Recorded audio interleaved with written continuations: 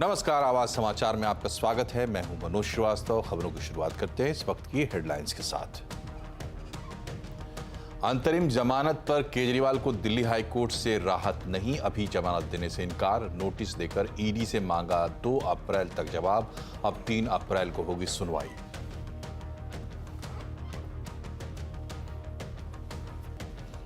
निश्चित रूप से चुनाव के बाद इस पर हम एक एक्शन प्लान बनाए हैं और जम्मू कश्मीर पुलिस के हवाले ही जम्मू कश्मीर का कानून और व्यवस्था की स्थिति होगी और धीरे धीरे ट्रूप्स बैरक में जाएंगे। ये हमारा एक डिजाइन बना हुआ है।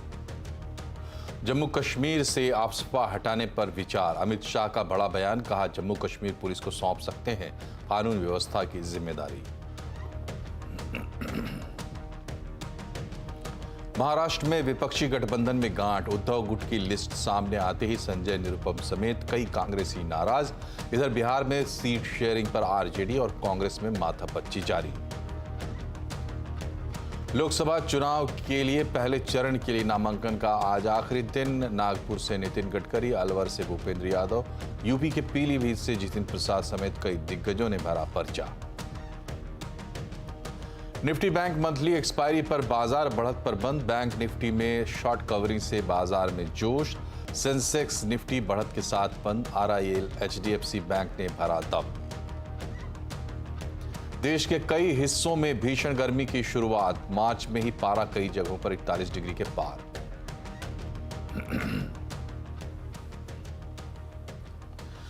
दिल्ली हाईकोर्ट से केजरीवाल को फौरी राहत नहीं मिली है। दिल्ली हाईकोर्ट ने आज जमानत देने से इनकार कर दिया और ईडी से 2 अप्रैल तक जवाब मांगा है।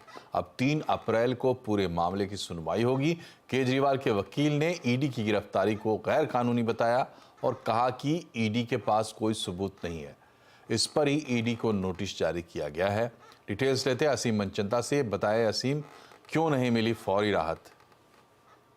देखिए, पिछले हफ्ते ईडी ने अरविंद केजरीवाल को गिरफ्तार कर लिया था। उसके बाद वो अभी तक ईडी के रिमांड पर है। राउज एवेन्यू कोर्ट ने उनको 28 मार्च तक रिमांड पर भेजा था। उसके आदेश के खिलाफ को अरविंद केजरीवाल ने दिल्ली हाईकोर्ट में याचिका दायर की थी। इस याचिका में कहा गया था कि ईडी के पास उनको लेकर के कोई पुख्ता सबूत नहीं है। उनको जो भी नोटिस भेजे गए हैं वो गैर कानूनी है, उनकी गिरफ्तारी पूरी तरह से गैर कानूनी है, तो उनको इस पर राहत मिलनी चाहिए। जबकि ईडी ने कहा कि उनको अभी तक इनको रिटर्नेबल नोटिस का जवाब अभी तक नहीं मिला है, तो आप पहले हमको नोटिस दीजिए और उसके बाद हमको 2 से 3 हफ्ते का वक्त दीजिए, उसके बाद हम जिसका जवाब देंगे। तो आज कोर्ट में जब इसकी सुनवाई हुई तो कोर्ट ने ईडी की दलील को मान लिया और उनको ईडी को रिप्लाई करने के लिए 2 अप्रैल तक का वक्त दिया है। 2 अप्रैल को जो उनके अंतरिम बेल है और उनकी जो फाइनल बेल है, दोनों के ऊपर ईडी को अपना रिप्लाई करना होगा और 3 अप्रैल को इस पूरे मामले की सुनवाई होगी। तब देखना होगा कि उनको राहत दिल्ली हाईकोर्ट से मिलती है नहीं मिलती है। ये भी बता दूं कि उनकी जो राउज एवेन्यू कोर्ट ने जो उनको रिमांड पे भेजा था, वो रिमांड कल खत्म हो रहा है और उस रिमांड को खत्म होने के बाद सीबीआई भी आगे उनका रिमांड जो है मांग सकती है। तो इतना आसान नहीं होगा केजरीवाल के जेल से बाहर आने की राह अभी आसान नहीं होगी। ये बताइए असीम कि ये तो इंटरिम बेल की प्ली थी, तो रेगुलर बेल के लिए क्या कर रहे हैं केजरीवाल और further course of legal action Kejriwal की तरफ से क्या दिखाई दे रहा है? देखिए, आज जब दिल्ली हाईकोर्ट में दलील दी गई तो जज ने भी यही पूछा कि आप इंटरिम बेल मांग रहे हैं या आप फाइनल बेल मांग रहे हैं, तो मैंने कहा कि हम दोनों इसके ऊपर सुनवाई हो। तो उन्होंने दोनों बेल्स के ऊपर ही ये नोटिस जारी किया है, जिसका जवाब जो ईडी है उसको देना है। अंतरिम बेल पर भी उसका जवाब देना है और फाइनल बेल के ऊपर भी उसका जवाब देना है और 3 अप्रैल को इसकी हियरिंग होगी। काफी सारी स्ट्रेटेजी उन्होंने तैयार की हुई है। कल राउज एवेन्यू कोर्ट में उनकी बेल खत्म हो रही है, वहां पर भी दोबारा से ईडी जो है उनकी रिमांड बढ़ाने की मांग करेगी और उसी दौरान सीबीआई भी एक डिमांड कर सकती है कि हमें आगे इनसे पूछताछ करनी है, हमें भी यहाँ पर उनका रिमांड दिया जाए। तो अभी जो लिमिटेड ऑप्शंस हैं उनके सामने, केजरीवाल के सामने काफी लिमिटेड ऑप्शन है, क्योंकि दिल्ली हाईकोर्ट ने नोटिस जारी कर दिया तो वो सुप्रीम कोर्ट नहीं जा सकते। कल दोबारा से जो कोर्ट है राउज एवेन्यू कोर्ट, उसके सामने बहस होगी और उस बहस के बाद निकल करके आएगा कि उनको ईडी आगे उनकी रिमांड फर्दर लेता है या नहीं लेता है, या फिर उनको सीबीआई की रिमांड में भेजा जाता है। बहुत बहुत शुक्रिया आपका असीम। इधर अरविंद केजरीवाल की पत्नी सुनीता केजरीवाल ने प्रेस कॉन्फ्रेंस कर आज इस पूरे मामले पर दावा किया है कि केजरीवाल खुद कल कोर्ट में शराब घोटाले के पैसों का खुलासा करेंगे। इस सो कॉल्ड शराब घोटाले की जांच में ईडी ने पिछले 2 साल में 250 से ज्यादा रेड मार लिए। वो इस सो कॉल्ड शराब घोटाले का पैसा ढूंढ रहे हैं। अभी तक किसी भी रेड में एक पैसा नहीं मिला, तो वो इस सो कॉल्ड शराब घोटाले का पैसा है कहां? अरविंद जी ने कहा है कि इसका खुलासा वे 28 मार्च को कोर्ट के सामने करेंगे।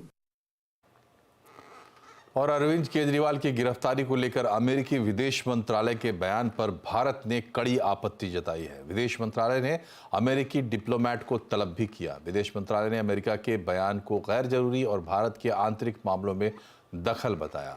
विदेश मंत्रालय ने बयान जारी कर कहा है कि भारतीय न्याय प्रक्रिया स्वतंत्र न्यायपालिका पर आधारित है, जो निष्पक्ष और समयबद्ध नतीजों के प्रति समर्पित है।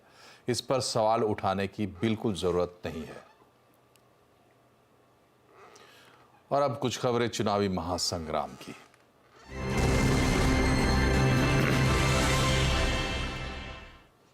लोकसभा चुनाव से पहले पंजाब में आम आदमी पार्टी को डबल झटका लगा है। जालंधर से आप सांसद सुशील रिंकू सिंह और विधायक शीतल अंगुराल बीजेपी में शामिल हो गए हैं।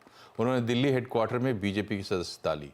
रिंकू सिंह का बीजेपी में जाना आप पार्टी के लिए सबसे बड़ा झटका माना जा रहा है, क्योंकि रिंकू लोकसभा में आप के एकमात्र सांसद थे और पार्टी उन्हें जालंधर से दोबारा उम्मीदवार बना चुकी थी। रिंकू सिंह का कहना है कि वो पंजाब के विकास के लिए बीजेपी में शामिल हुए हैं।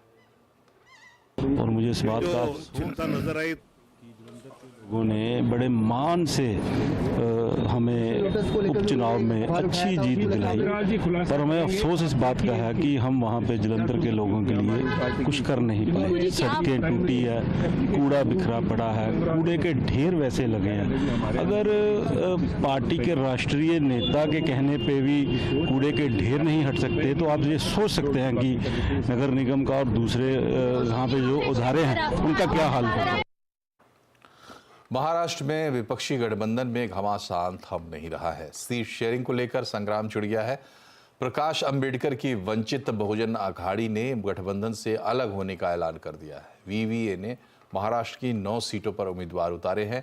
प्रकाश अंबेडकर ने खुद अकोला से चुनाव लड़ने का फैसला किया है।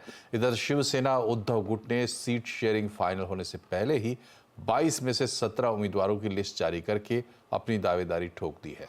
शिवसेना नेता अरविंद सावंत को मुंबई साउथ से और अमोल कीर्तिकर को मुंबई नॉर्थ वेस्ट और संजय पाटिल को मुंबई नॉर्थ ईस्ट का टिकट मिला है। वहीं अनिल देसाई मुंबई साउथ सेंट्रल से, तो सांगली से चंद्रहार पाटिल को, जबकि यवतमाल से संजय देशमुख को टिकट मिला है। शिवसेना प्रवक्ता संजय राउत का कहना है कि सीट को लेकर गठबंधन में बातचीत पूरी हो चुकी है। महाविकास आघाड़ी में हमारी बातचीत लगभग खत्म हो गई है। और देखिए अभी रामटेक है, रामटेक हमारी सिटिंग सीट थी। अब कल कांग्रेस ने उनका उम्मीदवार का पर्चा भी भरा है, तो हमने क्या पूछा, ठीक है ना, बातचीत हो गई थी, रामटेक कांग्रेस को देना था, कांग्रेस ने अपना उम्मीदवार घोषित किया। अब जो सीटें हैं जो शिवसेना के खाते में आई है वो हम घोषित करेंगे। शिवसेना उद्धव गुट के उम्मीदवारों के ऐलान से कांग्रेस नाराज हो गई है। सांगली सीट पर शिवसेना उद्धव गुट की तरफ से उम्मीदवार घोषित किए जाने के बाद कांग्रेस आक्रामक हुई है। कांग्रेस के कई नेताओं ने इसे शिवसेना उद्धव गुट का एक तरफा फैसला बताया, जबकि शरद पवार गुट शिवसेना उद्धव गुट के विरोध में सड़क पर उतर आया है। शिवसेना उद्धवजींच्या शिवसेनेने यादी जाहीर केलेली आहे। खरं म्हणजे त्यामध्ये सांगली त्यांनी जाहीर करणं किंवा मुंबईमधलं सुद्धा धारावी जिथे ते तो मतदारसंघ जाहीर करणं हे योग्य झालं नाही असं माझं मत आहे। त्यांनी असं जाहीर करायला नको होतं ज्यावेळेस आम्ही चर्चेमध्ये आहोत। यामध्ये शेवटी एकत्र ज्यावेळेस आम्ही आघाडी आहे, तो आघाडी धर्म असतो आणि तो सर्वांनीच पाळला पाहिजे। त्यामुळं त्यांनी हे जागा जाहीर करणं योग्य नाही। आमचा आजही आग्रह या जागेसाठी आहे। एवढंच नाही तर भिवंडीच्या जागेसाठी सुद्धा आमचा आग्रह आहे। आणि या बाबतीत जे जाहीर केलं आहे त्या बाबतीत शिवसेनेने फेरविचार करावा असे मी म्हणेल। वहीं कांग्रेस नेता संजय निरुपम ने अपनी पार्टी को भी धमकी दे दी है। साथ ही मुंबई उत्तर पश्चिम सीट से शिवसेना उद्धव गुट के नेता अमोल कीर्तिकर पर निजी हमला भी किया है। जब मैं ये आह्वान कर रहा हूं तो निश्चित तौर पर कांग्रेस का जो कैडर है, जो मेरे से जुड़े हुए जो लोग हैं, वो सारे के सारे लोग शिवसेना के इस कैडर का, शिवसेना के इस उम्मीदवार का विरोध करेंगे। और सिर्फ कैडर ही नहीं, कांग्रेस के कार्यकर्ता नहीं, कांग्रेस को मानने वाले मतदाता भी इस खिचड़ी चोर के लिए काम नहीं करेंगे, उसको वोट नहीं देंगे, ऐसी मैं घोषणा कर रहा हूं। अभी अगले हफ्ते हम बता देंगे। चुनाव लड़ने का तो पूरा इरादा है, चुनाव नहीं लड़ेंगे तो जाएंगे कहां, 5 साल घर पे बैठेंगे। इधर उत्तर प्रदेश में लोकसभा चुनाव के पहले चरण के नामांकन का आज आखिरी दिन है, लेकिन इससे पहले यूपी में उम्मीदवारों के नामांकन पर उठापटक मची हुई है। समाजवादी पार्टी के अंदर बगावत जैसी स्थिति दिख रही है। मुरादाबाद सीट पर पहले सांसद एसटी हसन को टिकट मिला और उन्होंने नामांकन भर दिया। फिर उनकी जगह रुचि वीरा को उतारने की बात हुई।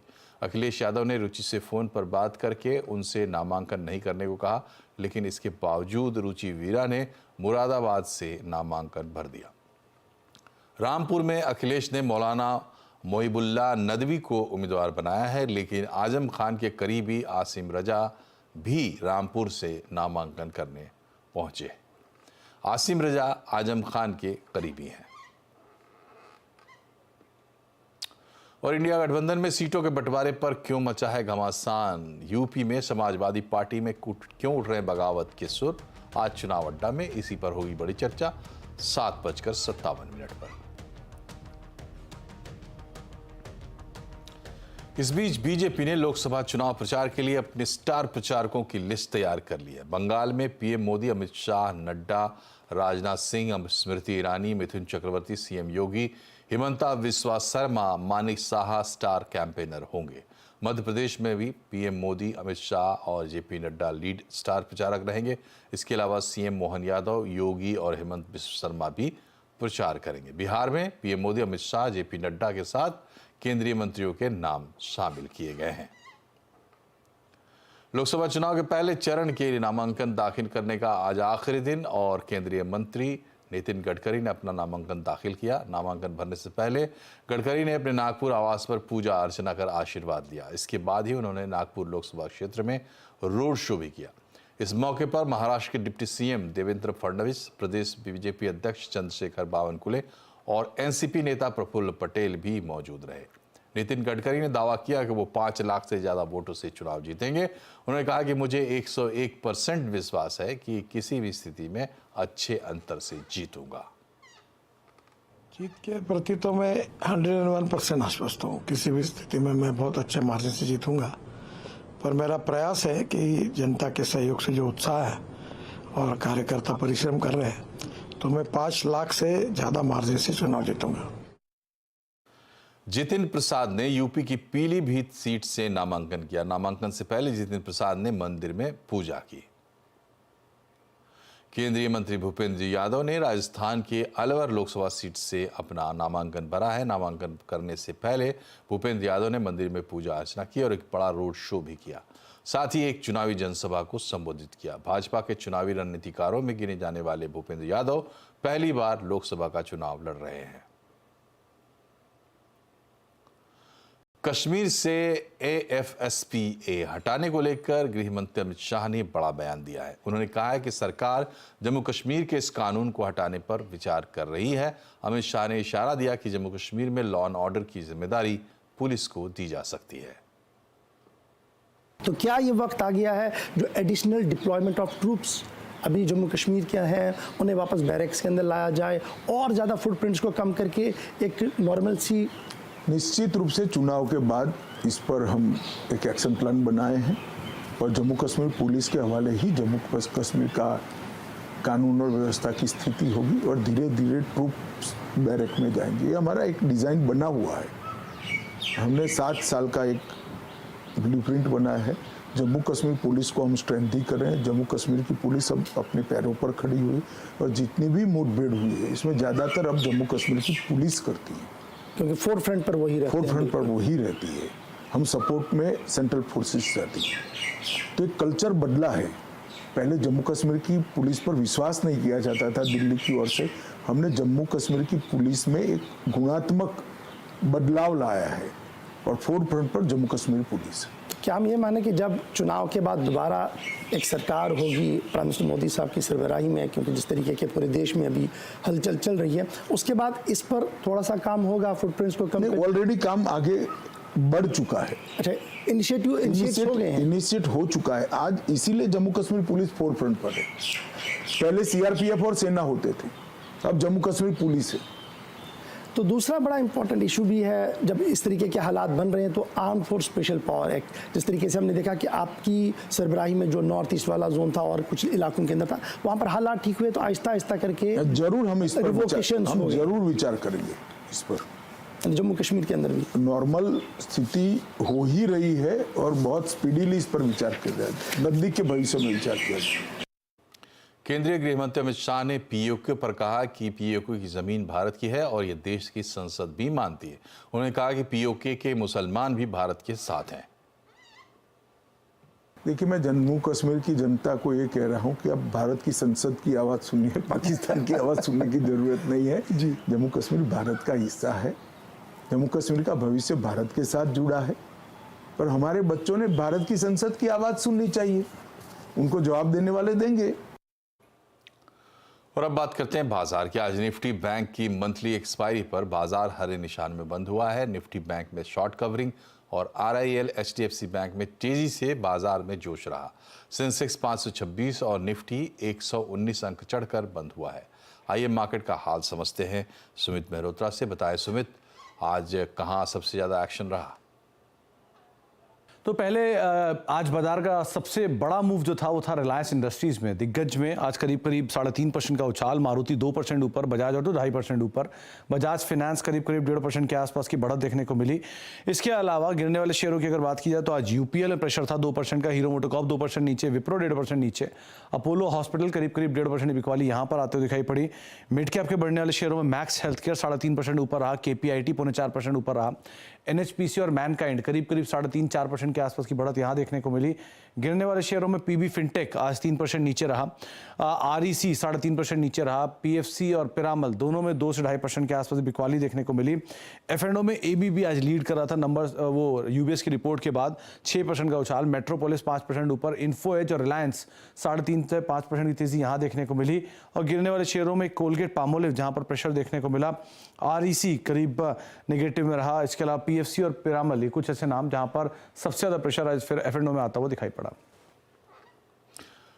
ALF एक्यूरेट एडवाइजर्स के मैनेजिंग डायरेक्टर राजेश कोठारी का कहना है कि कैपिटल गुड्स सेक्टर में अच्छी ग्रोथ हो सकती है। उन्होंने कैपिटल गुड्स, ऑटो एंसिलियरी और रियल्टी स्पेस सेक्टर में भी बेहतर रिटर्न की उम्मीद जताई है। कैपिटल गुड्स एक जो थीम है जो हम काफी लास्ट 3 साल से जो डिस्कस कर रहे हैं, ये स्पेस में अभी भी ग्रोथ विजिबिलिटी बहुत ही स्ट्रांग है। वैल्यूएशन काफी अभी थोड़े एडवांटेजेस पोजीशन में जो आ चुके हैं, मार्जिन ऑफ सेफ्टी फेवरेबल हो चुका है, that is auto ancillary space. ये एक ऐसी स्पेस है कि जहां पे मार्केट शेयर कोई OEM का ऊपर नीचे होता है तो ऑटो एंसिलरी को इम्पैक्ट कम होता है। और रियल एस्टेट एंसिलरी कंपनीज जो है वो दोनों में basically by and large we are positive on this theme. Real estate पे जो साइकिल जो है नॉर्मली 8 to 9 years की ये जो साइकिल होती है उसमें से 3-4 साल हो चुके हैं और अगले करीब 3-4 साल बाकी है। तो ये segment will continue to deliver positive numbers. और ब्रोकर्स रिपोर्ट के बाद आज रिलायंस और ABB इंडिया में शानदार तेजी रही। क्या बात है, समझते हैं यतीन मोता से। यतीन, बताएं रिलायंस पर गोल्डमैन सैक्स की रिपोर्ट में क्या खास बातें हैं? क्लियरली रिलायंस इंडस्ट्रीज आज निफ्टी का टॉप गेनर बना हुआ है। और रिलायंस इंडस्ट्रीज की बात करें तो गोल्डमैन सैक्स का आज एक बड़ा रिपोर्ट रिलायंस इंडस्ट्रीज पे आया है। कंपनी के शेयरों में गोल्डमैन सैक्स को ज़्यादा तेज़ी लगती है और इनका लक्ष्य रिलायंस के काउंटर पे है 3,400 रुपये। गोल्डमैन सैक्स को लगता है कि यहाँ से रिटर्न ऑन कैश, क्योंकि बहुत सारा केपेक्स कंपनी का कंप्लीट हो चुका है, बड़े प्रोजेक्ट्स कंप्लीट हो चुके हैं, यहाँ से 12% रिटर्न ऑन कैश शायद रिलायंस इंडस्ट्रीज को मिलता हुआ दिखाई पड़े। FY25 में एबिटा CAGR ग्रोथ यानी कंपाउंडेड ग्रोथ जो है आने वाले वित्त वर्षों में लगभग 17% तक ग्रोथ देखने को मिल सकती है रिलायंस के एबिटा में, जहां आपको अच्छी ग्रोथ दिख रही है कंसेंसस के मुकाबले। रिलायंस इंडस्ट्रीज ने लगभग 125 बिलियन डॉलर्स का केपेक्स यानी बड़ा प्रोजेक्ट जो इन्होंने पेटकेम और टेलीकॉम में किया है, इसके रिटर्न्स अब दिखना शुरू हो जाएंगे, ऐसा गोल्डमैन सैक्स का मानना है। खास करके रिटेल और टेलीकॉम हायर एबिटा कंट्रीब्यूशन करेंगे, जिसके कारण रिटर्न रेशियोज आपको अच्छे बेहतर होते हुए दिखाई पड़ेंगे। और आगे जाके अगर रिटेल में सेम स्टोर सेल्स ग्रोथ ज़्यादा रहा, टेलीकॉम में ज़्यादा आपको टैरिफ हाइक आती हुई नजर पड़ी, तो एबिटा में कंट्रीब्यूशन और बढ़ेगा, जिसके कारण रिलायंस इंडस्ट्रीज में गोल्डमैन सैक्स काफ़ी बुलिश दिखाई पड़ रहा है। और आगे बढ़ने से पहले यहाँ आपको बता दें कि आप जो चैनल देख रहे हैं CNBC आवाज़, इसका स्वामित्व इंडिपेंडेंट मीडिया ट्रस्ट के पास है, जिसका सोल बेनिफिशियरी रिलायंस इंडस्ट्रीज़ है। और यकीन रिलायंस के बाद जिस एक और शेयर में तेज़ी रही वो है ABB। इसको लेकर UBS की रिपोर्ट आई है, क्या है इसमें? देखिए, कैपिटल गुड शेयर्स की बात करें तो आज UBS का कैपिटल गुड सेक्टर पे एक रिपोर्ट आया है, जिसके अंदर ABB पे उन्होंने टारगेट प्राइस बढ़ाया है। इनफैक्ट इनकी खरीदारी की सलाह है, हालांकि टारगेट इन्होंने बढ़ा के लगभग 7,550 रुपए कर दिया है, जो पहले इनका 5380 रुपए के आसपास था। इनको लगता है कि क्वालिटी, इलेक्ट्रिफिकेशन और मोबिलिटी ग्रोथ के अंदर ABB को बहुत सारी अपॉर्चुनिटीज आने वाले वित्त वर्षों में मिलेगी। इनफैक्ट इनको लगता है कि मार्जिन्स में जो रिसेंट अपग्रेड आए हैं उसके बावजूद कंसेंसस से उनका ज़्यादा एस्टिमेट है। इनको लगता है कि अर्निंग्स एक्सेलरेशन जो है वो इन प्लेस है और आगे जाके बहुत सारे सेगमेंट से ABB के अंदर ग्रोथ आती हुई नजर पड़ेगी, और इसीलिए आज UBS ने लगभग 2000 रुपये से ज़्यादा से टारगेट प्राइस बढ़ा के 7,550 रुपये कर दिया है। शुक्रिया यतिन। और FY24 में QIP की बाहर आई हुई है। इसके ज़रिए FY24 में करीब 70,000 करोड़ का निवेश आया है। इस साल 55 कंपनियों ने QIP के जरिए पैसा जुटाया है, जो कि पिछले कई सालों की तुलना में काफ़ी ज़्यादा है। ज़्यादा डिटेल्स बता रहे हैं सुमित मेहरोत्रा। तो एक शानदार साल रहा अगर फंड रेजिंग के लिहाज से देखा जाए, क्योंकि फाइनेंशियल ईयर की खत्म हो रहा है और फाइनेंशियल ईयर खत्म होने से पहले कुछ नंबर्स आपकी स्क्रीन पर आएंगे कि एक अच्छी बहार देखने को मिली है QIP के जरिए फंड रेजिंग को लेकर। करीब 70,000 करोड़ रुपए, 68,933 crore to be very precise, ये नंबर रेज किया गया है QIP के जरिए, जो कि पिछले साल जो लोस थे करीब 7,600 करोड़ रुपए के आसपास पिछले साल रेज किया गया था, तो उसके सामने बहुत स्ट्रॉन्ग ये साल हमने देखा है। और एक अच्छी मांग, बाजार की स्थितियां बेहतर रही हैं, एक अच्छी डिमांड आते हुए दिखाई पड़ रही है, वो बढ़िया ट्रिगर रहा। PSU बास्केट, PSU बैंकों ने इस बार जोरदार तेजी दिखाई है QIP में फंड रेज करने को लेकर। करीब 18,500 करोड़ रुपए के आसपास के फंड रेज किए गए और 55 कंपनियों की तरफ से फंड रेज होते हुए दिखाई पड़े, अलग अलग सेक्टर की तरफ से। कुछ नंबर्स, FY24 में करीब 70,000 करोड़ रुपए के आसपास के QIPs आए हैं, जिसमें अलग अलग कंपनियों ने पार्टिसिपेट किया, 55 कंपनियों ने। FY23 में यही कंपनियां करीब 7,619 करोड़ था, यानी कि 9 कंपनियों की तरफ से 7,619 करोड़ रुपए के आसपास के फंड पिछले साल रेस होते हुए दिखाई पड़े थे। FY22 में ये नंबर था 28,532 करोड़ रुपए के आसपास, जो कि 29 कंपनियों ने रेस किया था। FY21 में करीब 31 कंपनियों ने 78,000 करोड़ रुपए रेस किया था और FY20 में 13 कंपनियों ने 51,000 करोड़ रुपए रेस किया था। तो एक बढ़िया पूंजी वापस प्री कोविड लेवल के आसपास कहीं आते हुए दिखाई पड़ी है। कुछ सक्सेसफुल QIPs के बाद उनके स्टॉक की तरफ से एक स्ट्रॉन्ग रिएक्शन आया। मिसाल तौर पे इंडियन होटल 190% चल चुका है अपने QIP के भाव से लेकर आज तक। ऑर्किड फार्मा करीब 152%, उज्जीवन स्मॉल फाइनेंस बैंक रफली 114% के आसपास की बढ़त, सुजलॉन एक स्ट्रॉन्ग QIP डिमांड और उसके बाद 100% का रिटर्न, बैंक ऑफ महाराष्ट्र 100% करीब चल चुका है, डेटा पैटर्न 90% के आसपास की तेजी इसमें QIP के भाव से देखने को मिली है। कुछ ऐसे दाम भी हैं जो कि QIP से बहुत नीचे कामकाज कर रहे हैं। मिसाल तौर पे हैप्पीस्ट माइंड 22% नीचे है QIP के जो दाम तय किए गए थे उससे। IDFC फर्स्ट एक बड़ा मर्जर यहाँ पर पेंडिंग है, 18% के आसपास का यहाँ पर भी डिस्काउंट है। सैटिन क्रेडिट केयर 12% अपने QIP के दाम से नीचे कामकाज कर रहा है। चोलामंडलम 6-6.5% के आसपास की गिरावट यहाँ है। बजाज फाइनेंस 5% और स्वान एनर्जी रफली 3% के आसपास ये भी अपने QIP के दाम से नीचे कामकाज करता हुआ दिखाई पड़ रहा है। तो ओवरऑल एक साल बेहतरीन साल कह सकते हैं फंड रेजिंग को लेकर, जहाँ पे सरकारी खेमे में या नॉन सरकारी खेमे की तरफ से एक स्ट्रॉन्ग फंड रेजिंग होते हुए दिखाई पड़ी है। IIT मद्रास के पवन दावुलुरी अब माइक्रोसॉफ्ट विंडोज़ के चीफ होंगे। पवन दावुलुरी लंबे समय से प्रोडक्ट हेड रहे हैं, पैनोस पानाई की जगह ली है। इससे पहले दावुलुरी सरफेस ग्रुप को हेड कर रहे थे, मगर अब पवन ने माइक्रोसॉफ्ट विंडोज़ और सरफेस दोनों डिपार्टमेंट्स का कार्यभार संभाल लिया है। दावुलूरी ने IIT मद्रास से ग्रेजुएशन किया है। दावुलूरी बीते 23 साल से ज़्यादा समय से माइक्रोसॉफ्ट में काम कर रहे हैं। और बुलेटिन में फिलहाल इतना ही, लेकिन आप रहिए खबरों पर अपडेट और जुड़े रहिए CNBC आवाज़ के साथ 24 घंटे हमारे सोशल मीडिया हैंडल्स के जरिए। नमस्कार।